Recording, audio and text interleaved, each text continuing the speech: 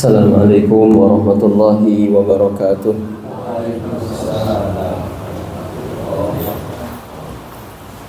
Alhamdulillah, alhamdulillahilladzi arsala rasulahu bil huda wa dinil haqq liyudhhirahu 'ala dini kullihi wa kafaa billahi shahida. Asyhadu an la ilaha illallah wahdahu la syarika lah wa asyhadu anna Muhammadan 'abduhu wa rasuluh. Hadirin Bapak Ibu, jemaah salat subuh Masjid Al-Fatah yang dimuliakan Allah Subhanahu wa taala. Kembali di pagi hari ini kita hadir di majelis setelah kita melaksanakan salat subuh untuk melanjutkan pembahasan kita tentang al-iman bil kitab. Pembahasan kita lebih eksplisit tentang Al-Qur'an. Kemarin kita menyebutkan tentang bagaimana pengaruh Al-Quran bagi kehidupan umat, bagi kehidupan kaum muslimin. Kemudian bagaimana manhaj Al-Quran di dalam memperbaiki umat, serta tujuan utama dari Al-Quran dan bagi kehidupan orang muslim. Di kesempatan pagi ini kita akan melanjutkan dengan fadailul Quran, keutamaan-keutamaan Al-Quran. Bahwasannya setiap bentuk interaksi dengan Al-Quran ada keutamaan yang besar di sisi Allah Subhanahu wa ta'ala.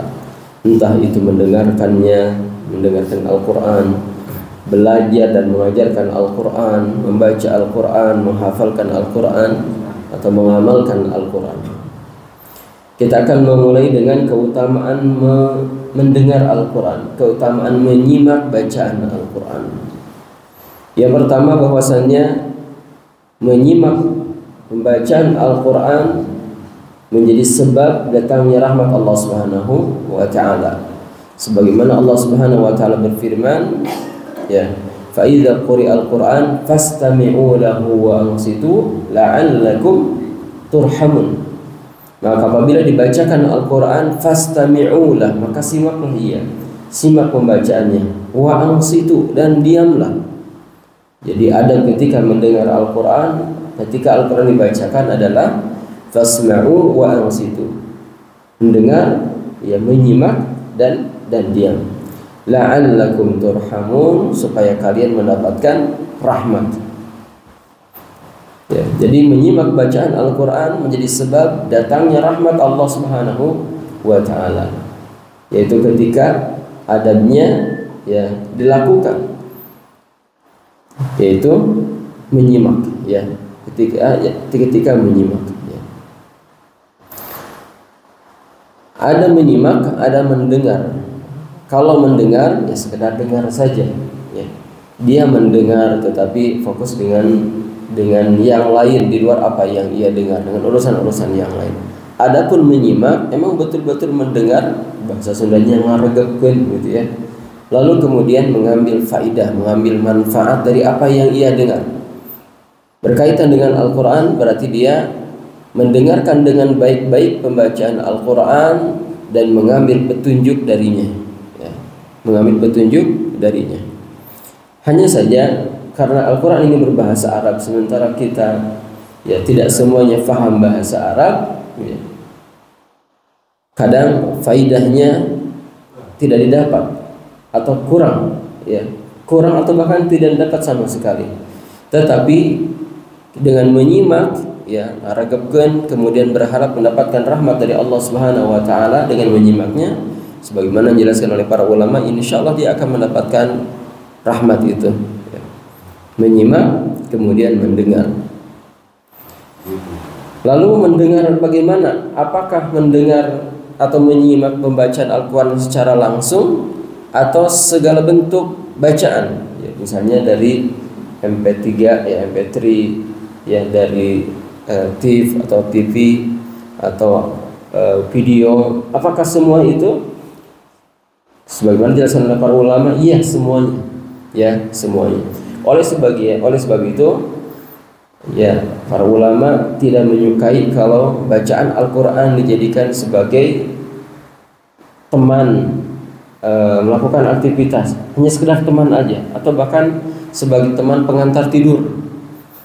Ada sebagian orang supaya cepat tidur gitu, nyalain merotal bacaan Al-Quran karena bacaannya bagus, membuat nyaman, akhirnya dia tertidur.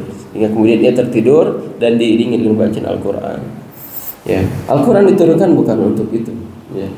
Al-Quran tidak diturunkan untuk menjadi teman pengantar tidur, tetapi dia adalah kitab yang diperintahkan untuk diambil petunjuknya. Ya. Bahkan mereka tidak menyukai kalau kita masuk mobil umpamanya, kemudian nyalain bacaan Al-Quran, tapi kita juga ngobrol gitu. Kalau mau ngobrol ya matiin dulu gitu. Setelah nggak ngobrol silahkan nyalakan gitu. Sehingga kemudian kita mendengarkan Al-Quran, menyimak Al-Quran dan memuliakannya. Jadi yang pertama, menyimak Al-Quran menjadi sebab turunnya rahmat Allah Subhanahu wa taala. Yang kedua, menyimak Al-Quran sababun li hidayatil insan, menjadi sebab orang mendapatkan hidayah. Betapa banyak orang-orang mendapatkan hidayah sebab menyimak bacaan Al-Quran, ya. Sebagaimana kisah Umar bin Khattab radhiyallahu anhu yang pernah saya sampaikan, bahwa dia bertekad bulat untuk membunuh Rasulullah sallallahu alaihi wasallam, yang mengikuti beliau sampai ke Ka'bah. Lalu ia menyelinap ke tirai Ka'bah sehingga tidak ada yang memisahkan antara Rasulullah sallallahu alaihi wasallam dengan Umar bin Khattab kecuali tirai Ka'bah saja, tirai penutup Ka'bah. Telah bulat hati Umar untuk membunuhnya. Tapi dia penasaran apa yang akan dibaca oleh Muhammad di dalam salatnya. Rasul kemudian membaca Al-Fatihah dan membaca surat Al-Haqqah. Al-Haqqah, Mal-Haqqah, wa ma adraka Mal-Haqqah. Semakin banyak semakin banyak ayat dibaca oleh Rasul, Umar makin tertarik hatinya, ya. Makin tertarik hatinya. Sampai kemudian ia bertanya-tanya, ini apa, ya? Apakah ini ucapan tukang syair?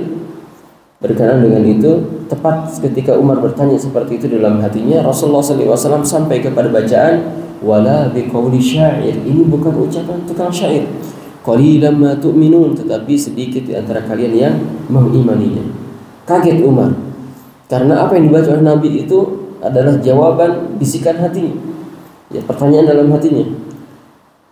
Kemudian Umar segera menyadari, ini pasti ucapan tukang sihir nih, ya. Tapi lanjutan ayatnya adalah wala biqauli kahin. Ini bukan ucapan tukang sihir, tukang tenung, dukun, bukan. Qalilan ma tadhakkarun, tapi sedikit sekali di antara kalian yang mengambil pelajaran. Lalu dari mana ini? Tanzilun min Rabbil alamin, diturunkan oleh Allah, zat Rabbul alamin, ya, Rabbnya semesta alam ini. Lalu kemudian Umar mengatakan dalam hatinya, ini pasti Muhammad ngada-ngada, ya, membuat-buat. Lanjutan ayatnya, walau taqawwala alaina ba'dal aqawil la akhadna minhu bil yamin thumma laqata'na minhu al-watin fama minkum min ahadin anhu hajizin. Seandainya Muhammad mengada-ngadakan pada perkara yang kami turunkan, maksudnya Al-Quran, menambahkan, mengurangi atau merubah-rubah, la akhadna minhu bil yamin, ini saya akan kami hukum, kami ambil, ya, dengan tangan kanannya urat jantungnya, kemudian kami putuskan ia, dan tidak ada seorang pun di antara kalian yang bisa fama minkum min ahadin anhu hajizin, dan tidak ada seorang pun di antara kalian yang bisa mencegahnya. Artinya Nabi sallallahu alaihi wasallam tidak bisa atau tidak menambah dan mengurangi Al-Quran, karena seandainya ia lakukan maka Allah akan menghukumnya. Dan ketika mendengar itu, Umar tidak lagi berselera melakukan apapun kepada Rasulullah sallallahu alaihi wasallam, sehingga kemudian ia membiarkan Nabi sallallahu alaihi wasallam menyelesaikan salatnya dan pergi. Ini adalah awal interaksi Umar radhiyallahu anhu dengan Al-Quran, menyimak Al-Quran, ya. Makanya ketika di kesempatan yang lain hatinya sudah betul-betul bulat untuk membunuh Nabi sallallahu alaihi wasallam, lalu ditanya oleh temannya, mau kemana? Membunuh Muhammad. Kata dia, urus tuh keluargamu, adikmu aja udah jadi pengikut Muhammad. Kaget dia, ya. Maka kemudian dia segera kembali ke rumah adiknya dan didapati adiknya sedang belajar Al-Quran, ya. Lalu kemudian dia menggedor pintu, minta dibukakan pintu, ditanya apa yang sedang dibaca. Kata adiknya, saya tidak baca apapun, jangan bohong. Ditampar sampai kemudian berdarah. Kata adiknya, asyhadu an la ilaha illallah wa asyhadu anna muhammadar rasul, menunjukkan keislamannya. Kata Umar, ya apa yang engkau baca tadi? Perlihatkan kepadaku. Kata adiknya, kamu ini najis, nggak boleh baca. Kalau mau sok mandi dulu. Umar mandi, ya. Mandi, setelah mandi kemudian diberikan kepadanya gulungan mushaf, ya, bukan mushaf, baru gulungan-gulungan ya dari kulit yang ada tulisan Al-Quran. Lalu kemudian dibacalah oleh ia, Taha ma anzalna 'alaikal Qur'ana litashqa illa tadhkiratan liman yakhsha tanzila mimman khalaqal arda was samawati al-'ula. Karena memang di awalnya Umar ini sudah tertarik dengan Al-Quran, maka ketika dia langsung membacanya, maka seolah-olah Allah sendiri yang berbicara kepadanya. Umar ini kan orang Arab, faham betul dengan bahasa Arab. Maka ketika dia membaca surat Taha ini, hatinya betul-betul tersentuh, berlinang air matanya, lalu kemudian minta ditunjukkan di mana Rasulullah SAW. Lalu kemudian ia datang kepada Nabi SAW dan menyatakan keislamannya. Andai di pertemuan pertama Rasulullah SAW, atau andai di pertemuan pertama Umar dengan Rasulullah SAW, dia langsung mengikuti hawa nafsunya, ya, yaitu umpamanya mencelakai Nabi SAW, tentu keadaannya tidak akan seperti ini. Tapi Umar mau mendengar, mau menyimak apa yang dibaca dari Al-Quran. Kemudian sebab itulah ia mendapatkan hidayah dari Allah Subhanahu wa Ta'ala. Jadi menyimak pembacaan Al-Quran menjadi sebab datangnya hidayah. Bagi orang kafir hidayah Islam, bagi kita orang mukmin ya hidayah iman, hidayah bertambahnya iman, bertambahnya kecintaan kepada agama, bertambahnya kecintaan kepada Allah dan Rasulnya, dan bertambahnya kesiapan untuk melaksanakan agama ini. Ini dari keutamaan menyimak. Kemudian keutamaan menyimak pembacaan Al-Quran yang selanjutnya adalah sababun lil khusyu'il qalbi wal buka. Menyimak pembacaan Al-Quran itu menjadi sebab khusyunya hati, bahkan menangis ya. Menjadi sebab khusyunya hati dan menangis. Oleh sebab itu, jika suatu saat hati kita sedang sedih ya, sedang terasa berat, sempit hati, gundah gitu ya, maka dengarkanlah orang membaca atau menyimak Al-Quran ya. Atau datanglah kepada orang yang bacaannya bagus ya, kemudian kita katakan kepadanya, wahai fulan, wahai sahabatku, saudaraku, bacakanlah kepadaku Al-Quran. Lalu kemudian simak bacaannya, satu lembar, dua lembar, sebagaimana dilakukan oleh Nabi SAW. Nabi SAW minta Abdullah bin Mas'ud untuk membacakan Al-Quran kepadanya. Lalu Abdullah bin Mas'ud mengatakan, ya Rasulullah, Al-Quran diturunkan kepadamu, bagaimana aku membacakannya untukmu? Kata Rasulullah SAW, aku suka mendengarnya dari yang lain. Maka kemudian Abdullah bin Mas'ud membaca surat An-Nisa ya, dan Nabi SAW mendengarkannya, menyimaknya sampai kepada ayat tertentu. Nabi SAW bercucuran air mata dan Nabi SAW mengatakan kafa, cukup ya. Menyimak bacaan Al-Quran membuat hati khusyuk, bahkan menangis gitu ya. Bahkan menangis. Kemudian sababun li ziyadatil iman, menyimak bacaan Al-Quran menjadi sebab bertambahnya iman ya. Karena bacaan Al-Quran itu menambah iman. Allah Subhanahu wa Ta'ala berfirman di surat Al-Anfal ya, innamal mu'minuna alladzina idza dzukirallahu wajilat qulubuhum wa idza tuliyat 'alaihim ayatihi zadathum imana. Zadathum, menambah untuk mereka imana. Jadi ayat-ayat itu menambah iman ya, menambah iman, sehingga menyimak pembacaan Al-Quran bertambah iman kita ya, bertambah iman kita. Ini keutamaan menyimak pembacaan Al-Quran. Lalu bagaimana dengan belajar dan mengajarkannya? Keutamaan belajar dan mengajar Al-Quran, pertama, mutasyabbihun bil malaikati war rusul. Aktivitas belajar dan mengajarkan Al-Quran menyerupai aktivitas malaikat dan para rasul. Ya. Allah Subhanahu wa taala mengutus Jibril mengajarkan kitab-kitab kepada para rasul. Kemungkinan mengajarkan Al-Qur'an kepada orang lain. Karena Nabi sallallahu alaihi wasallam bersabda, "Balighu anni walau ayat." Sampaikan yang datang dari kamu meskipun cuma satu ayat. Ya, kita menguasai cara baca satu surat dengan benar, lalu kemudian kita ajarkan kepada yang lain, ajarkan kepada istri kita, ajarkan kepada sahabat kita, ajarkan kepada anak kita, ya. Maka itu masuk ke mengajarkan Al-Quran. Keutamaannya dia dapatkan meskipun yang dia ajar adalah anak sendiri, ya. Belajar Al-Quran dan mengajarkan Al-Quran menjadi sebab orang itu menjadi manusia terbaik di sisi Allah Subhanahu wa ta'ala. Kemudian belajar dan mengajarkan Al-Quran khairun min kunuzid dunya, lebih baik daripada segala perbendaharaan di dunia ini, ya. Lebih baik daripada semua yang ada di dunia ini berupa harta-hartanya, berupa kemewahan-kemewahannya, fasilitas-fasilitas hidup, berupa semua apa saja yang diingini oleh manusia. Belajar dan mengajarkan Al-Quran lebih baik daripada itu semua. Dia akan mendapatkan keutamaan yang lebih baik dari segala semua yang diingini oleh manusia dari urusan dunia. Kan simpelnya gini, semua yang diinginkan oleh manusia yang ada di dunia ini paling berkutat dengan harta, jabatan, kan? Kedudukan, apalagi Pak. Ya itulah Pak, ya. Paling putar di sana aja.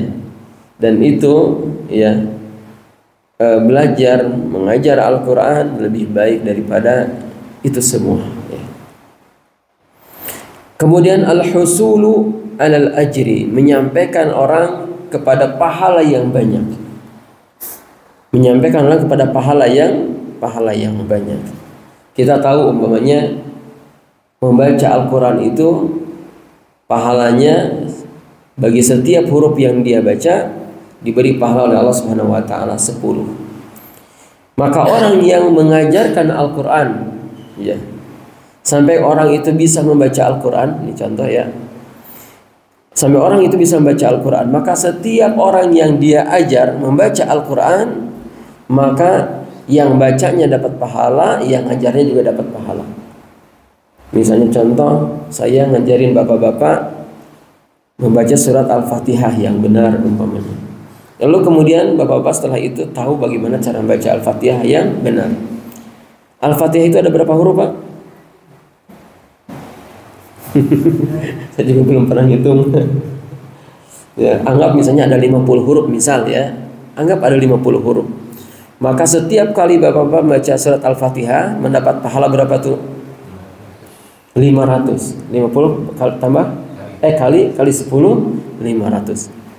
Nah, bapak-bapak membaca pahala mendapatkan pahala 500 dari bacaan Al-Fatihah yang saya ajari, dan saya pun mendapatkan 500 dari apa yang bapak baca, tanpa mengurangi pahala bapak-bapak.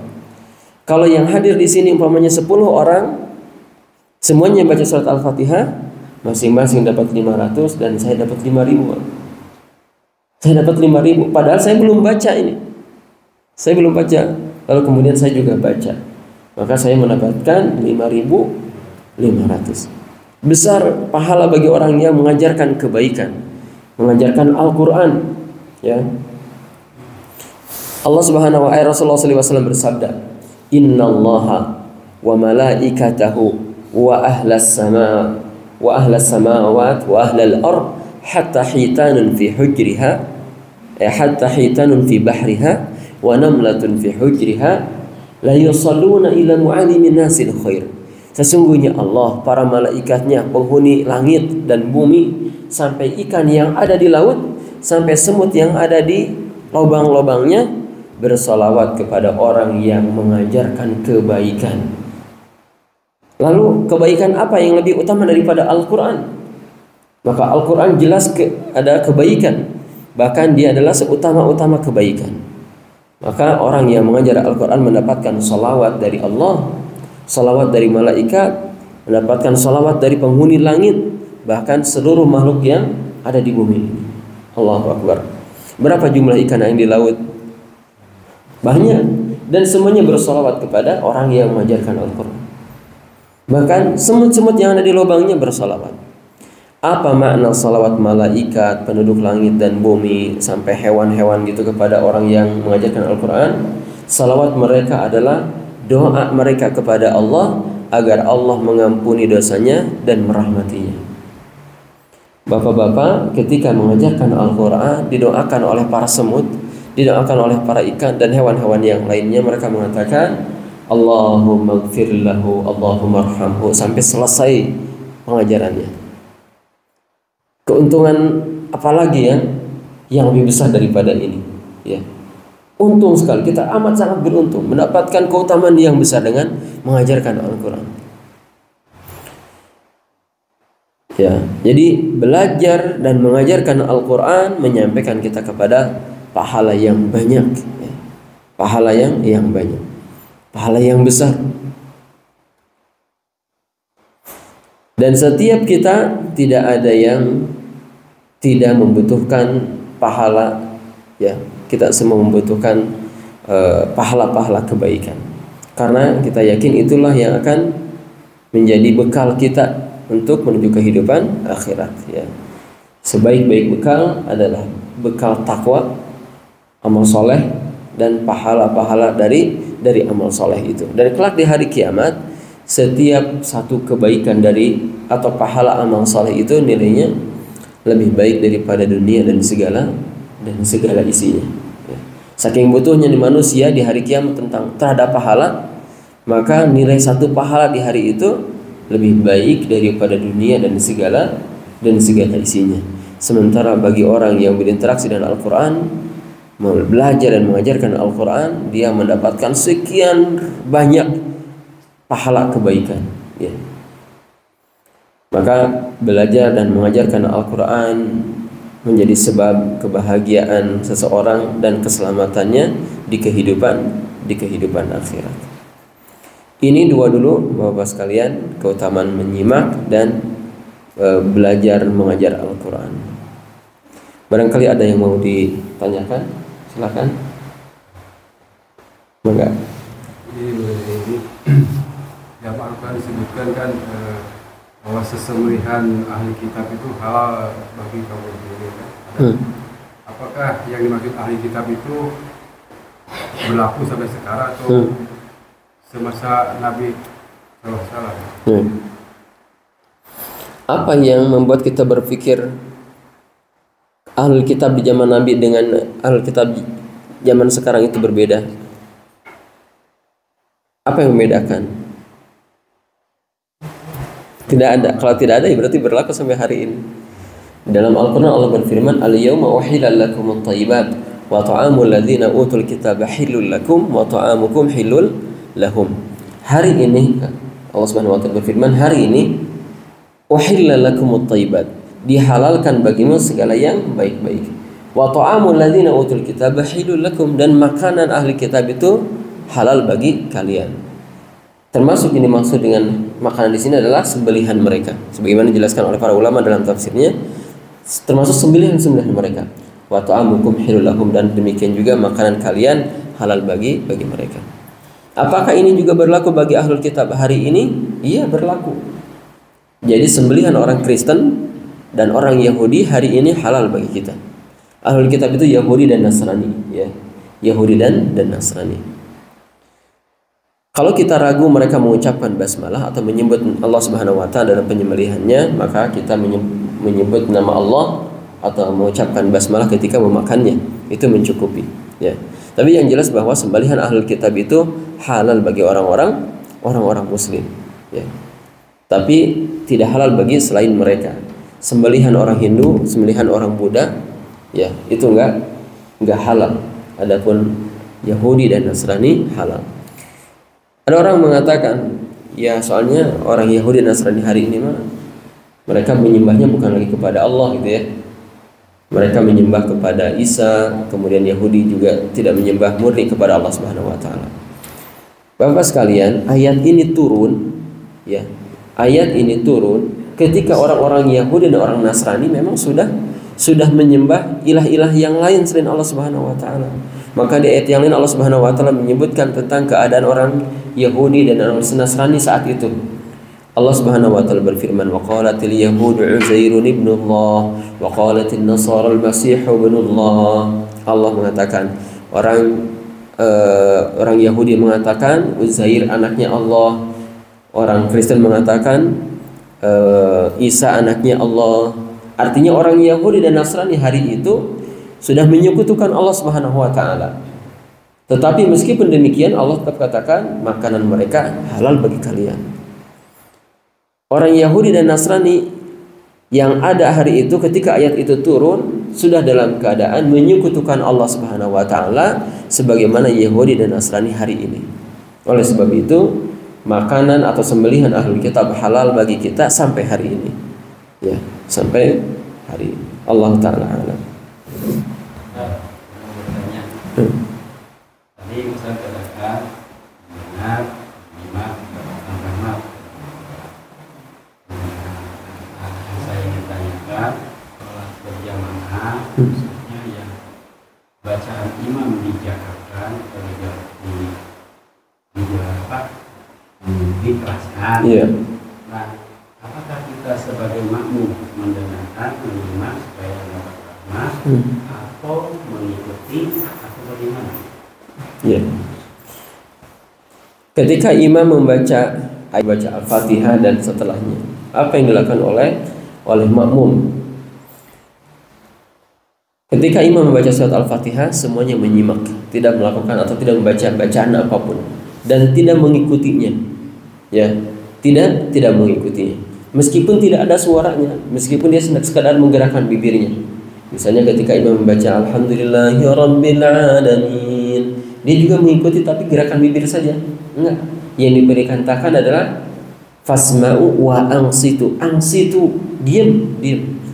Tidak melakukan apapun termasuk menggerakkan bibir. Lalu masuk ke surat berikutnya, ya, surat dalam Al-Qur'an. Ya, jangan katakan surat pendek, Pak, ya. Kebiasaan kita aja surat pendek. Surat Al-Qur'an aja. Mungkin bisa panjang, bisa pendek. Nah, ketika membaca surat setelah Al-Fatihah, tidak mengapa kita bersegera membaca Al-Fatihah lalu kemudian berikutnya kita menyimak.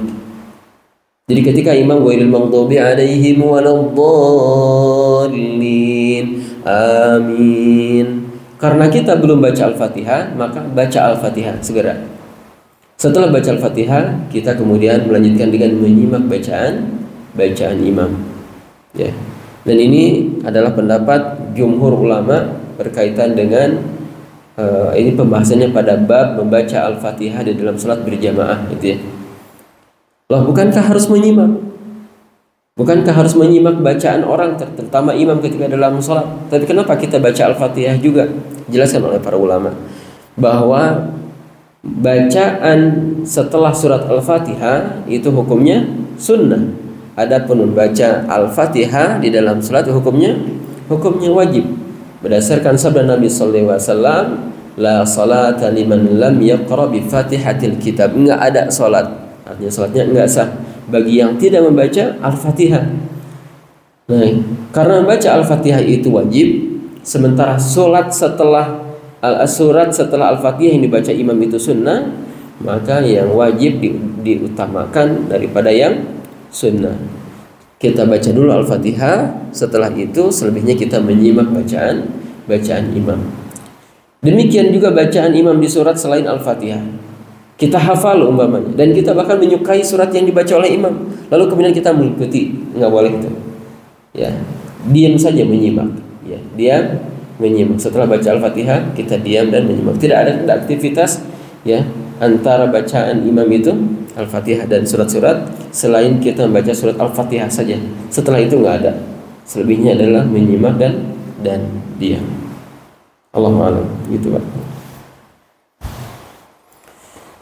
Baik, demikian Bapak sekalian yang biasa saya sampaikan pada kesempatan pagi ini. Ya, maka diganjilkan. Bagaimana kita menyikapi ketika melihat ada muslim yang menikahi ahli kitab. Mirip seperti tadi. Menikahi ya. Menikahi perempuan ahli kitab. Apa kita harus mengingkarinya atau oh ya itu nggak apa-apa? Sambungan ayat yang tadi kita baca, yang saya baca, al-yawma uhilla lakumut thayyibat wa ta'amul ladzina utul kitaba uhillu lakum wa ta'amukum hilul lahum. Lanjutannya wal muhsanatu minal ladzina utul kitab, dan wanita-wanita yang menjaga diri dari kalangan ahli kitab. Jadi wanita-wanita yang baik-baik dari kalangan ahli kitab boleh dinikahi oleh laki-laki muslim. Laki-lakinya muslim, wanitanya ahlul kitab Yahudi atau Nasrani dinikahi boleh Pak, nikahnya syah menurut agama. Ya. Tapi dia belum masuk Islam, nggak apa-apa. Karena kalimatnya wal muhsanatu min ahli kitab, tapi syaratnya muhsanat itu wanita yang menjaga diri. Ya bukan pezinah, ya. Bukan pezinah, bukan orang yang kadang kan di luar kalangan muslim atau muslimah. Ya mereka khususnya di negeri-negeri barat ya, terbiasa mereka melakukan perzinahan gitu ya. Setelah usia mereka 18 tahun mereka bebas melakukan apa saja termasuk berzina. Nah, kalau wanita ahlul kitabnya kita ketahui bahwa mereka orang yang tidak menjaga diri atau kita ketahui mereka pezina atau melakukan perzinahan, maka tidak boleh dinikahi. Yang boleh dinikahi itu ahlul kitab yang kita tahu bahwa ia menjaga diri ya, menjaga kesuciannya, boleh dinikahi secara syariat syah. Bagaimana kalau setelah menikah dia tetap aja tidak masuk Islam? Secara hukum tetap syah ya, tapi tetap dia punya kewajiban untuk mendakwahi. Laki-laki yang menikahinya punya kewajiban untuk mendakwahinya, sebagaimana Allah berfirman qu anfusakum wa ahlikum nar, jaga dirimu wahai orang-orang beriman dan keluargamu dari api neraka. Termasuk keluarga tentu adalah istri ya, dan cara menjaga diri dari api neraka diantaranya kalau istrinya kafir dia diajak masuk kepada Islam, tapi dia tetap tidak mau misalnya masuk Islam, dia tetap dengan kekafirannya ya, sepanjang dia terus berdakwah ngajak tidak mengapa, dia tidak mengapa. Tapi kalau dia berhenti dari dakwah ngajaknya kepada Islam, maka dia berdosa ya. Ya dia berdosa karena telah meninggalkan satu kewajiban dalam kehidupan rumah tangga, yaitu menjaga keluarganya dari api neraka. Jadi secara hukum syah ya.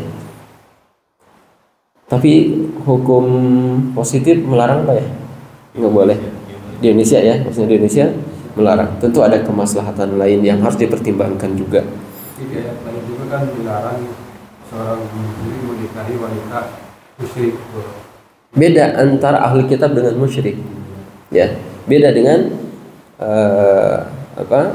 ahli kitab dengan musyrik. Kalau musyrik memang haram, nggak boleh ya.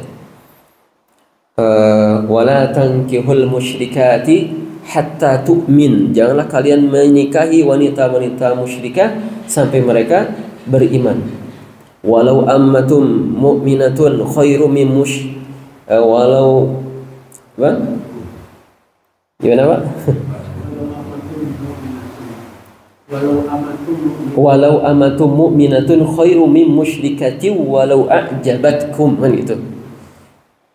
Hamba sahaya wanita ya, itu lebih baik daripada wanita musyrikah, meskipun wanita musyrikah itu ya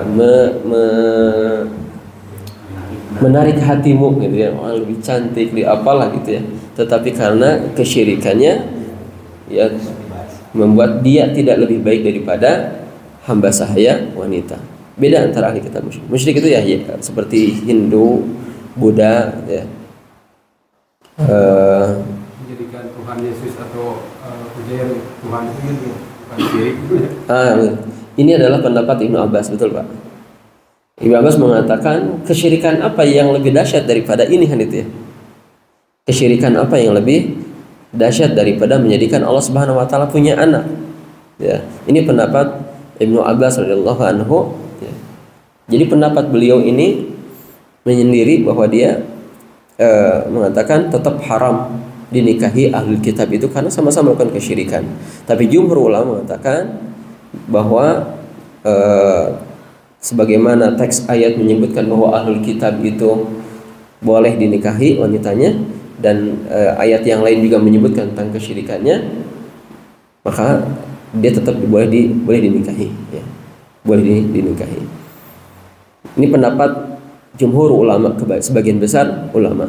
Jadi memang ada di antara ulama yang mengatakan mereka juga sama-sama melakukan kesyirikan, ya. Bagaimana kalau Jadi 4 itu, Pak. kan boleh kenapa? Kalau perempuannya muslimah, wanitanya laki-lakinya ahli kitab, bagaimana itu? Enggak boleh. Ya. Wala tunkihul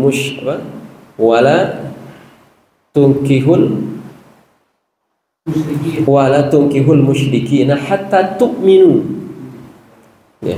Jangan engkau nikahkan laki-laki musyrik itu dengan jangan engkau nikahkan laki-laki musyrik sampai mereka laki-laki musyrik itu beriman. Lalu kemudian ini mah bukan musyrik, ahli kitab. Kembali ke ayat yang tadi di surat Ali Imran, ya.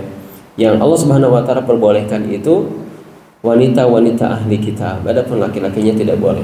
Kenapa begitu? Dijelaskan oleh para ulama, karena urusan di dalam rumah tangga itu ada di tangan laki-laki. Kalau laki-lakinya seorang kafir musyrik, maka istrinya akan mengikutinya, ya. Istrinya akan mengikutinya. Oleh sebab itu, kalau dibiarkan pernikahan laki-laki kafir atau musyrik dengan wanita muslimah, maka pastilah wanitanya atau wanita muslimahnya akan meninggalkan agamanya. Dan ini sebuah bencana besar, ya. Seseorang meninggalkan akidahnya, meninggalkan agamanya. Hanya tidak boleh.